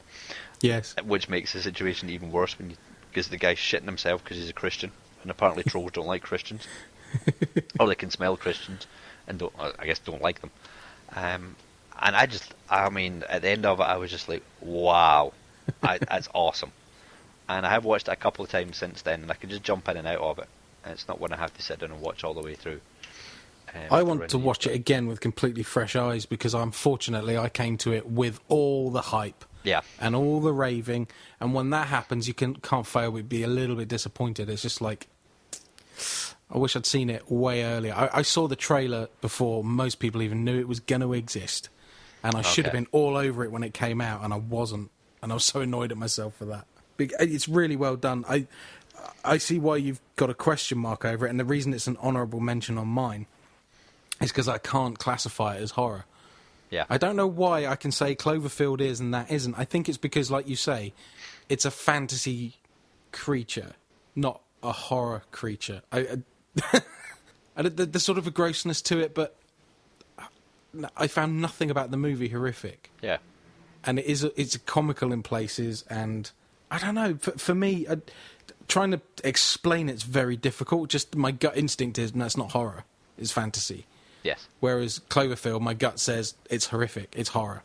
I don't know.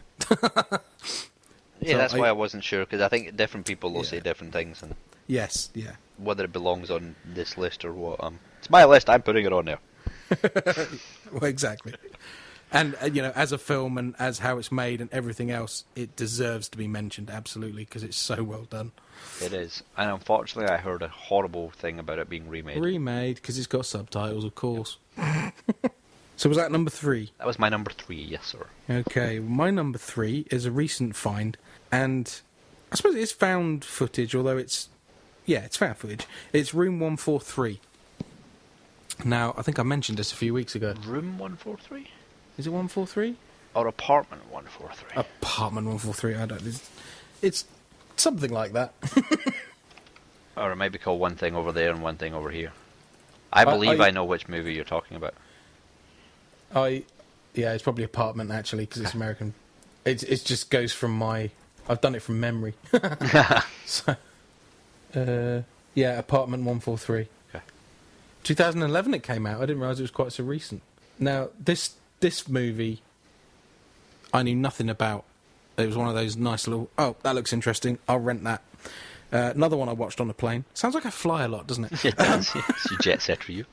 Well, my other half lived over Spain. I spent a lot of time flying there and back. Yeah. And a 2-hour flight is perfect for a movie. So, yeah, I watched this one, and it was one of those where, you know, I was saying about putting my finger on my ear to save the jumps? Mm-hmm. With this movie, I knew the jumps were coming. Some of them are so obviously telegraphed. There's one with like a tachystrobe, which is, you're so obviously going to get a scare with it. But the noise of the plane and the bloody announcements and people talking, and I actually had my fingers in my ears, but what I was doing, I was pushing my headphone earbuds further into my ear, because when it went, I wanted to get the effect as much as possible. Yeah. So it was completely opposite way around. And it's a paranormal investigation team going to this apartment, basically with all this high-tech equipment, motion control cameras, infrared, these strobe light things, all the best gear, and with a really professional scientific approach to it, which is quite refreshing. Not the kind of goofy ones like you get in Insidious. These guys are serious. You know, they're looking for explanations. They're looking for it. They're not freaked out by everything quite so much. And a couple of the scares in this are just fantastically done. It does jump the shark at the end, which really pissed me off. They just leave one camera running, and it's just like, oh, yeah, the police are going to want to see this. Let's leave this camera. And the camera's just there. It's running. And then you're like, don't. Oh, you fucking did. I would have just cut it off, you know. But yeah. Anyway, don't want to give too much away. But don't let that put you off watching this movie, because I thoroughly enjoyed it. Easy number 3 for me, that one. Have you seen it? I did. You did an audio book on this one. I did. Yes. And I think you already put about 2 movies. That's been one of them. And I saw it on Netflix and watched it on your recommendation and wanted to cuss you out something fucking rotten. Yes. I hated this fucking movie. Oh, chalk and cheese, ain't it great?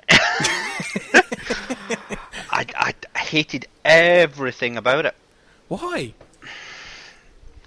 The Explain people yourself. were just awful.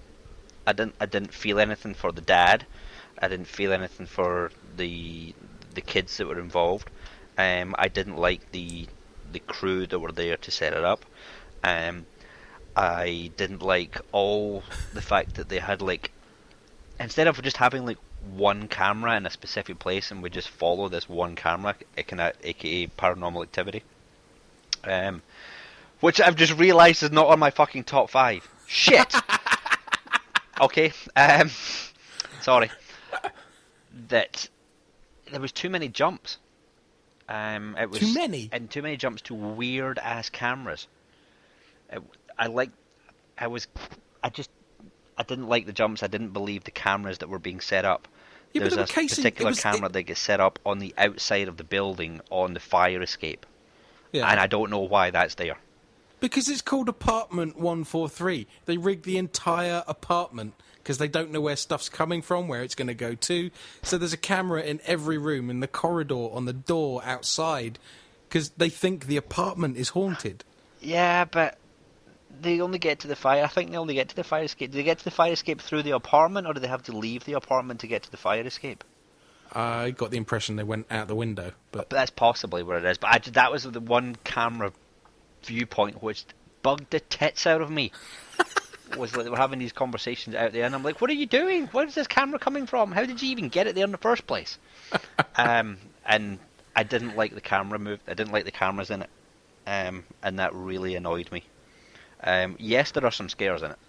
Yeah, there are some really good scares in it. some predictable ones. Yeah. But that's just You part see and them all parcel when coming you a watch mile off, tons don't of you? movies. Yeah. You just know, okay, it's going to happen. Yeah. So those scares were good and well done, and the ending, was a bit of a letdown. But it was the way the whole thing was shot. I didn't like. And So, ladies and gentlemen, if you'd like to mediate this film and watch it for us and tell us which of us is actually correct, that would be really good. But yeah, I've got it down the bottom list, and I deliberately held off saying anything to you because I knew at some point we were going to do this kind of topic. So I thought I will save it. That puts it on. See, now I'm in a big quandary because I've just admitted that I left off Paranormal Activity on the fucking top 5. Damn it. Okay, I'm just going to go with it as though we're doing Paranormal Activity on a completely different show and it doesn't belong in this show. Or you could do what I do. I've got a 2 and a 2.2. But I'm not sure where mine come in because I don't know whether to look at Paranormal Activity, the series as a whole, or as individual movies. No, it has to be individual movie in this case. Absolutely. So I'm wondering if that's why I'd left it off my list when I was first doing it, is because I was finding it difficult to look at because they're all shot. Apart from, I haven't seen the fourth one yet, but the first 3 are kind of all shot similarly. Yeah. With it, so you can easily kind of make it as one group of movies. I guess I would say when you can just lump Lord of the Rings into a big movie. Yeah. So I'd bet, just for the record, I do really enjoy Paranormal, the first 3, and it would belong on maybe not all 3 of them. There's an argument that all 3 of them could get in a top 10. Okay. Which is what I shall leave that for honourable another time. mention in your case, then. Yes, honourable mention, definitely. Probably my number 1 and number 2 are going to be really predictable, but unfortunately, hey, that's just the way that this list might work. I'm just hoping they're the same. But my number 2 is Wreck. Okay. I had heard some things about this movie from other podcasts and from other people talking about it.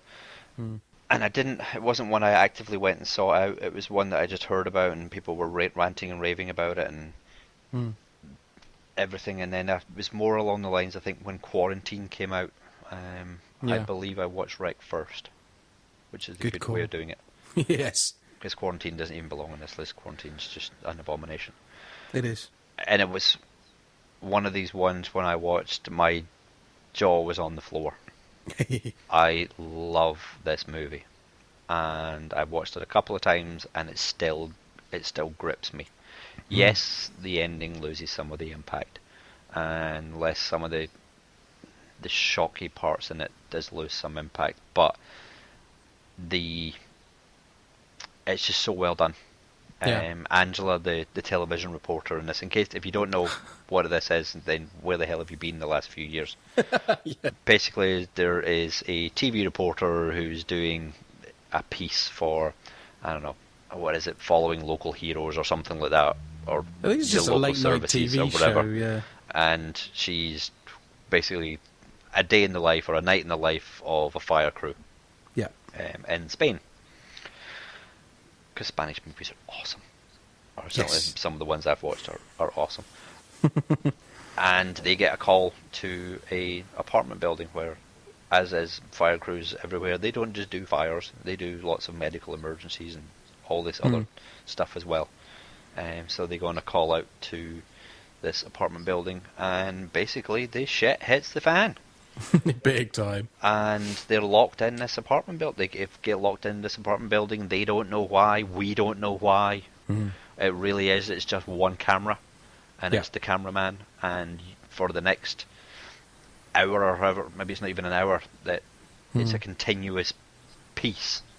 Yeah. That goes. The camera is kept running the whole time. Yeah. No cuts at all, is there? I don't think. There's none that I can. No, there's none that I can think of. I'm sure that there may be that I just can't remember, but I think the camera's left running at all times, whether it's facing on the ground or it's facing away. Cause this camera's off, obviously. Yeah. Kind of thing. That old chestnut. Yeah, it's just so well done. The acting in it, the girl that plays the reporter is just amazing. Again, it's if she was the wrong person which I think is where it falls down in Quarantine, is I just don't like her as a reporter. Oh, Deb from Dexter's good. I mean, she's a good actress, but the problem is she's copying something that somebody else has already done. Yeah. I think if you saw Quarantine on its own, didn't know anything about Rec, you'd probably find it all right. Possibly. Because it's almost shot for shot the same movie. Yes. It's just different actors. So. And I guess maybe the problem is there's kind of bigger names, not bigger names, but if you've been watching horror movies, you've obviously got the guy from Hostel and Quarantine and stuff, and that kind of takes it away from me as well. As a, hey, yeah. Whereas obviously from me watching a Spanish movie, I don't know anybody in it.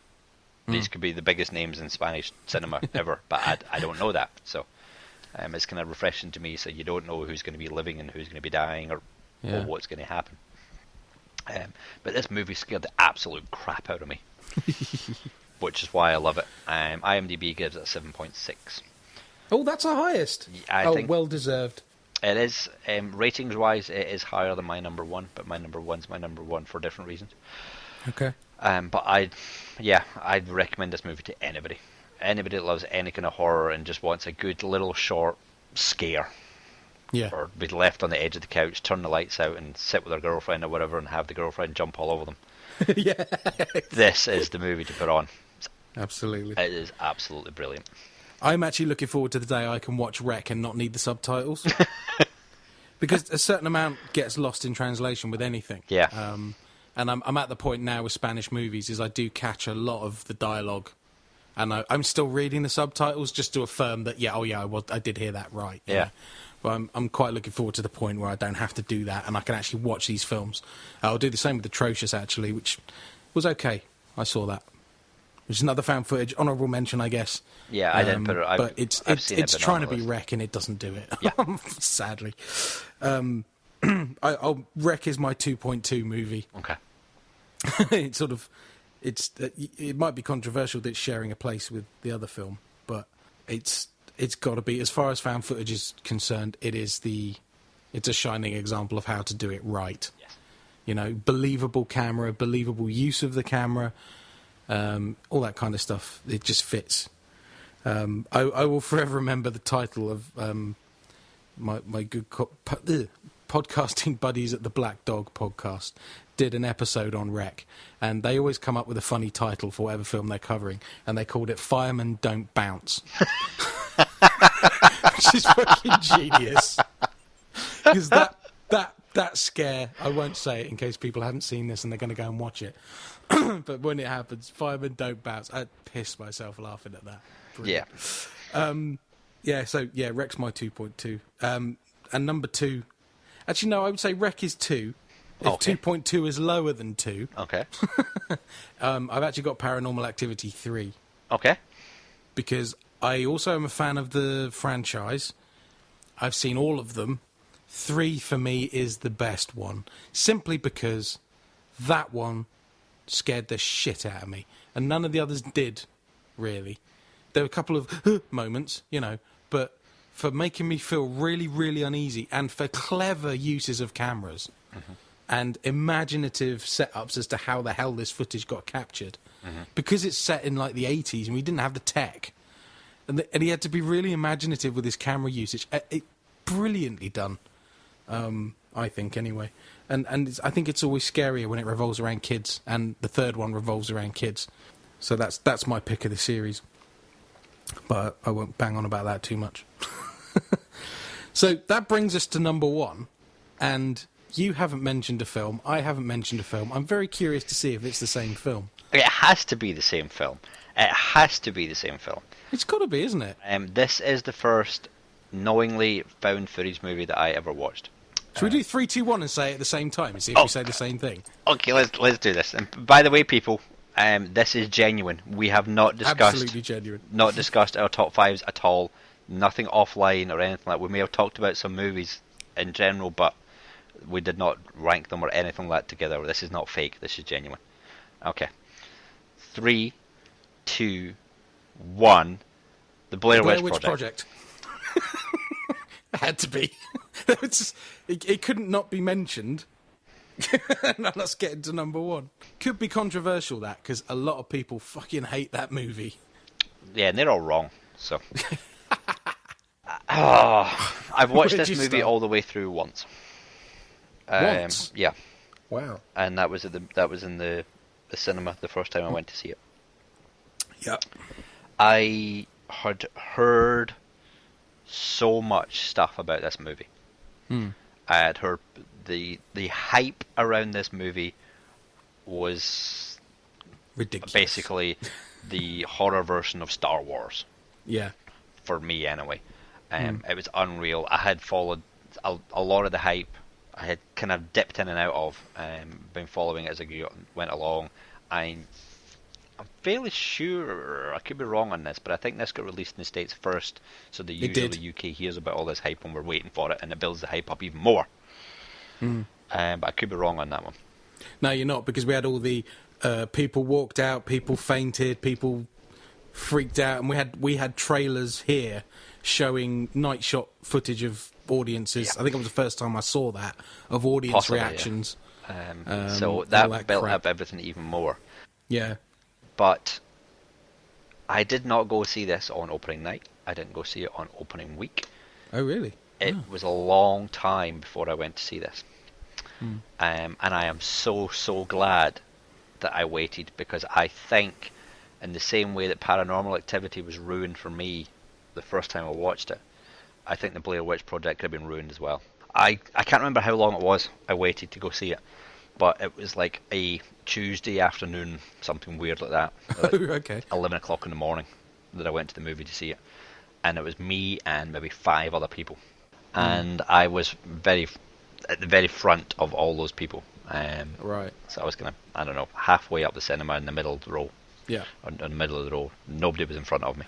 And Excellent. so it was me. It's all in a big room Yeah. on the cinema watching it.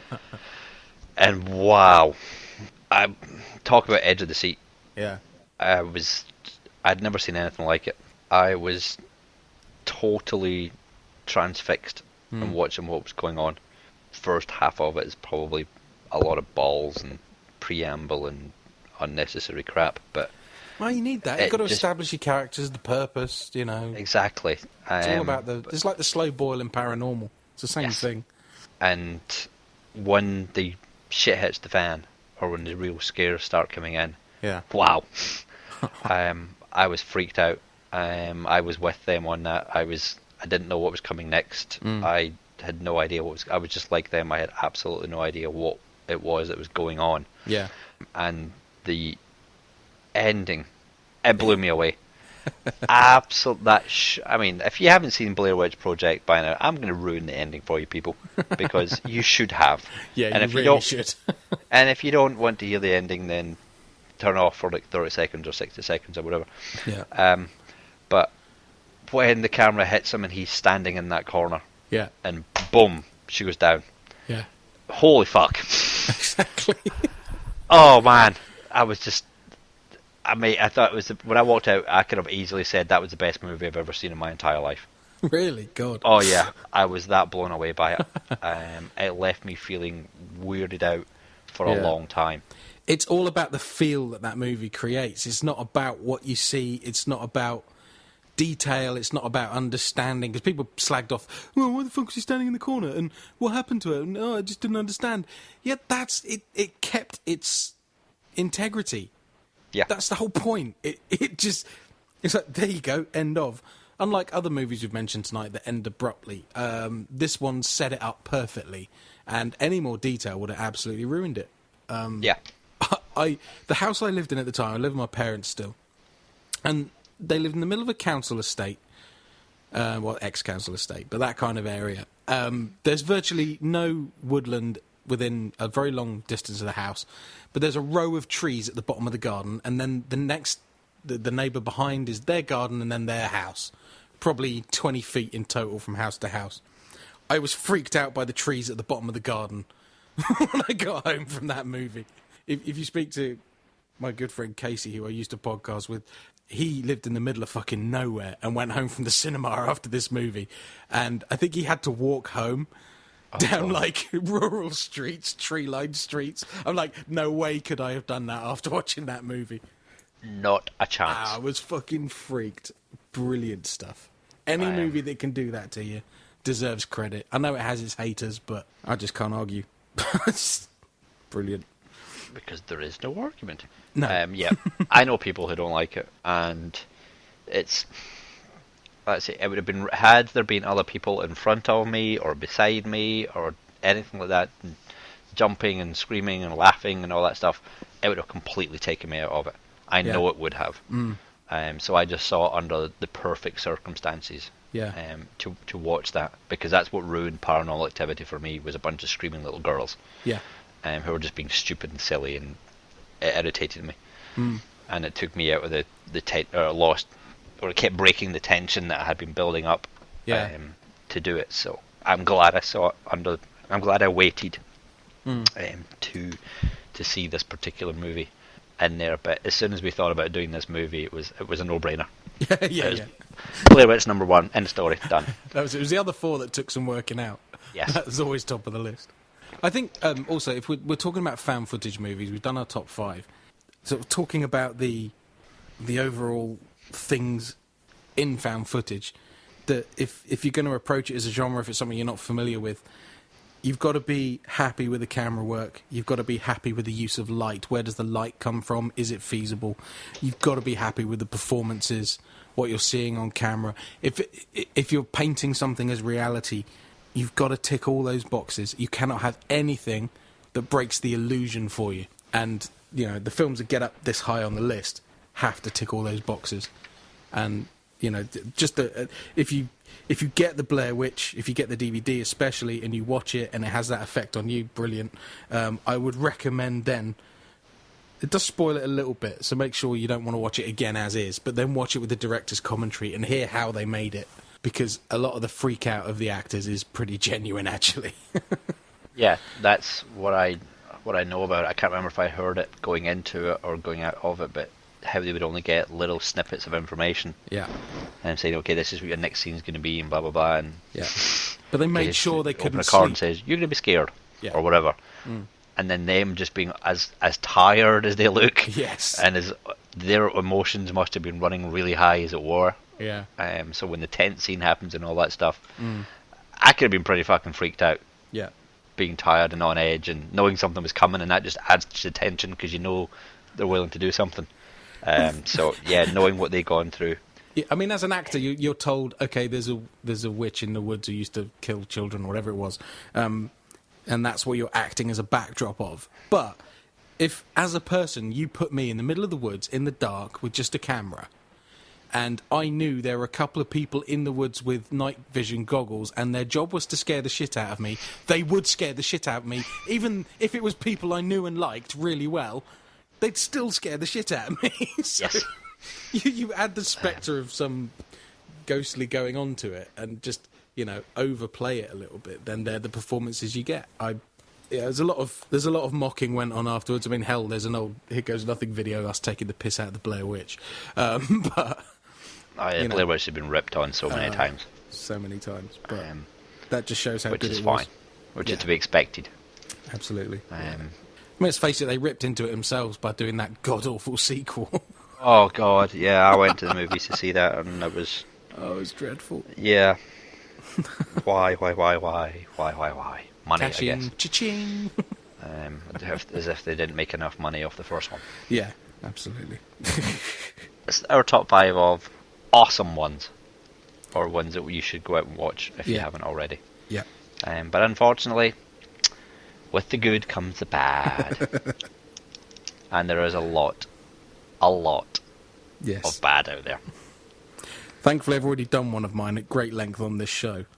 Yes, you have. So I won't mention Penance again. Sorry? I won't mention Penance again beyond saying, refer to earlier episode review of Penance. I think it was a Beers for Boz, actually. Was That's a how Beers for bad Boz, it yeah. was. Yeah, so. That's saying something when you know it's in that category. Yeah. For me, I don't have many on the list because I just turn them off. So I can't really talk in great detail about them. But there's 2 that I will mention.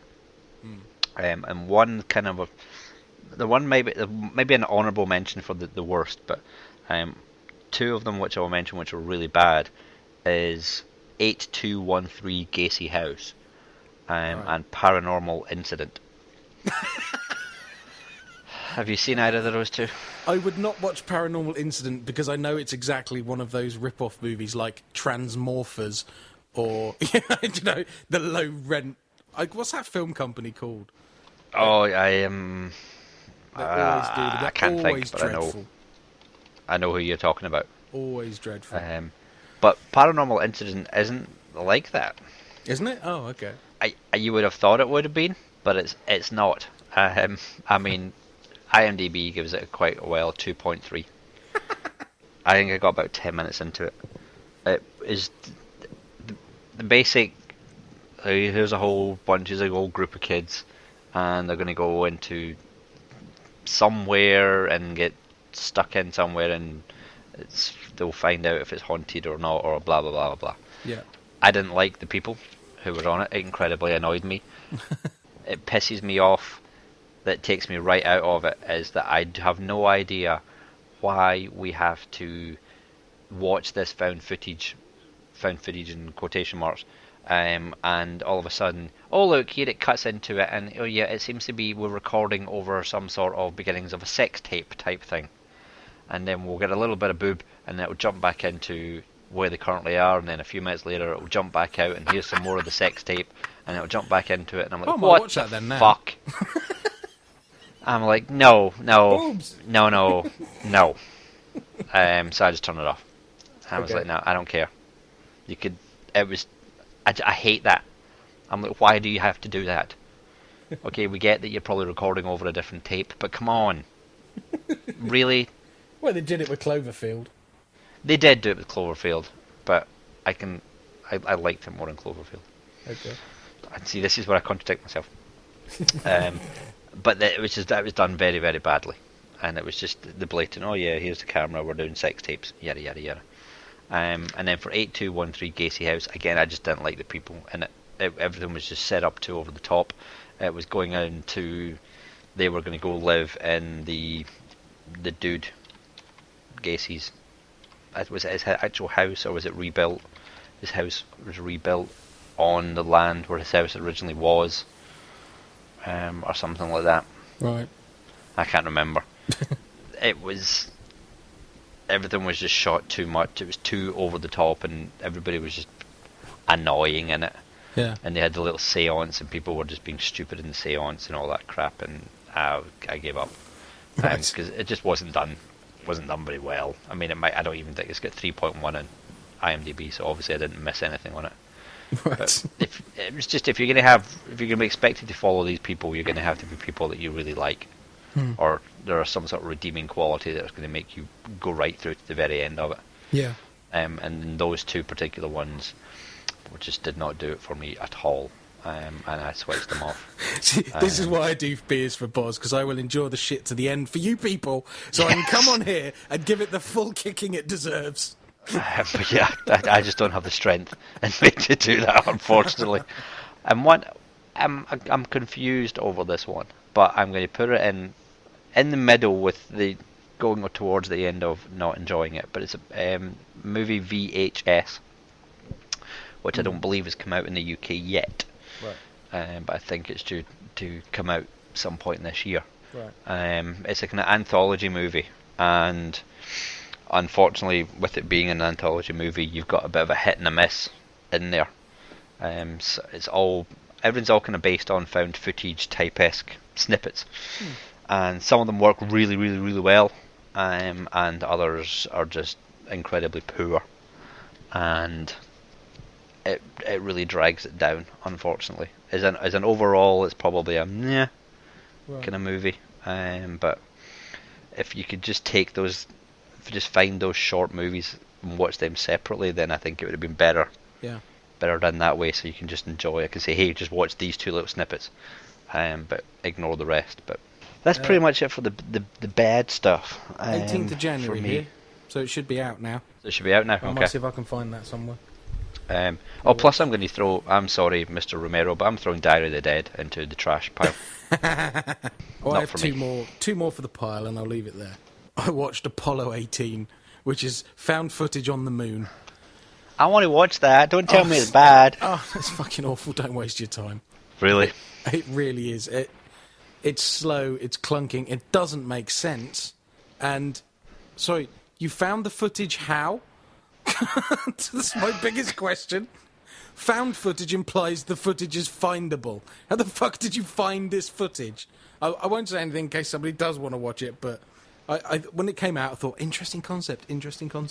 And one of my considered to be a good friend and somebody whose opinion I very much respect on film, or Mr. Tristan O'Field, who's a filmmaker himself, his was the first review I saw of this movie, and it was like, oh, fuck off. So I thought, right, okay, I know where we are with that one then.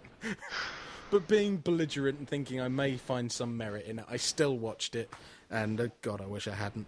God. The other one, which I think is completely and utterly overrated. Now, I know this guy did it on a shoestring budget, he shot it in real locations, and he did the effects on a computer in his bedroom. Yes, very well done, it looks good. It's a shit movie, and that's Monsters. Doesn't really qualify as horror, but, you know, if Cloverfield, you're going to talk about that, and Troll Hunter, this very much comes on that bracket. Found footage, big gribbly monsters put in afterwards. It's boring, it's slow-paced. There's one decent scene where the monsters turn up and sort of hurt people, I guess. But the major conceit of this movie is that this love story, the guy in this movie is a fucking douchebag, and why this woman gives him the time of day, I do not know. So I found that relationship so hard to swallow and so unbelievable, ruined the entire movie for me. And the likes of fucking Mark Kermode going, oh, it's amazing, it was done on such a budget, and it's such a great film, and it's so insightful. I'm thinking, no, it's not. It's balls. Absolute shit. Wasn't impressed. Sorry. That's been done. I quite like that, actually. So, yes, the guy was a complete douchebag, but I don't buy her falling for him. I just don't. It wouldn't have happened. yeah, that was a bit. He showed yeah. his true colours really early on, and any self-respecting, intelligent woman will just be like, ain't going near him. Yeah, I think she was just kind of, I don't know, looking to get out of her own relationship and probably was just like, you know what, I'm just going to do you anyway. Well, maybe. Possibly. But yeah, I'd heard a lot. I'd heard from, I can't remember which podcast it was, but it got shown at a Fright Fest I wasn't at, Right. or didn't get to go to, and they really enjoyed it. I would say it was okay. Yeah, there's some really hokey monster bits in it. Some very, very hokey monster bits in it, but I quite enjoyed it. So I did. I may have just suffered from the overhype. I wouldn't encourage people to go and see it or anything like that. I would just say, yeah, okay. I think if I'd happened across it, I might have been pleasantly surprised for something that I'd not heard anything about. But when you hear something built up that much, I expected so much more. And I went with another friend of mine, and he was particularly underwhelmed by it as well. So there, that's my list done, expunged. Yay! So there you go, everybody.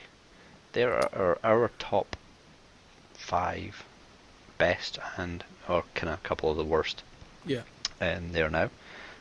So we'd be really intrigued as to hear if there's anything that we've blatantly missed. Obviously, paranormal being the big ones on my list, but I'm going to. I don't claim to have seen anywhere near all of the found footage movies, so there's going to be loads we haven't seen. So if you want to recommend to us ones that you think might make our top 10 that we haven't got round to, please, any recommendations, we'll have those.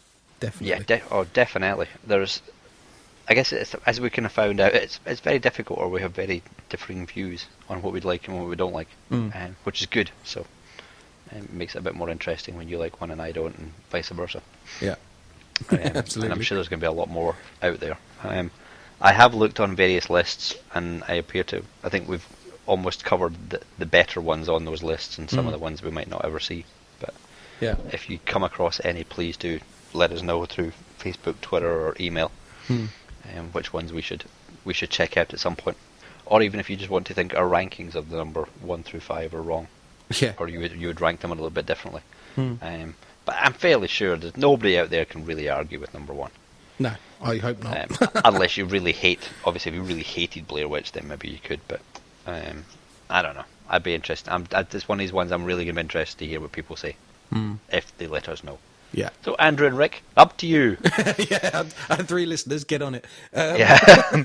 This is one that I really don't think we're going to hear from Rick on. I don't see him watching any of these at all. I don't either. Least of all, Cannibal Holocaust. Yes. Possibly Cloverfield. I'm not sure, but I too don't. scary.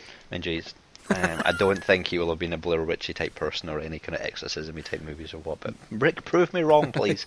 Yeah, I would like to hear from one thing I don't. So on the feedback front, I would like to hear about the extreme side of things. So if anybody has seen Cannibal Holocaust, and more recently than I have, because I'm talking, it's got to be, I don't know, maybe 15 years, 14 years, something like that since I saw it. I'd be really interested to hear somebody else's opinion on that movie, of the ethical nature of the movie, but also, whether you thought it was well done or deserving of a place that I've given it, because that could be controversial. So, yeah, please let us know. Yes, how do? And how do they let us know? Well, you have the Facebook group, or you can send us an email at thelittlepodofhorrors@gmail.com.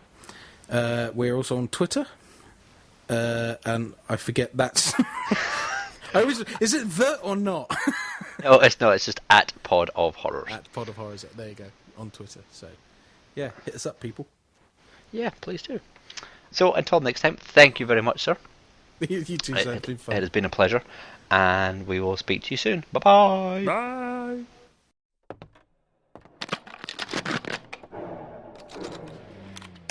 If you would like to send an email to the show, please do so at thelittlepodofhorrors@gmail.com. Also, why not go along to the website at www.thelittlepodofhorrors.com, and from there you can find links to our Twitter, Facebook, Google+, forum and blog page. Thanks for listening.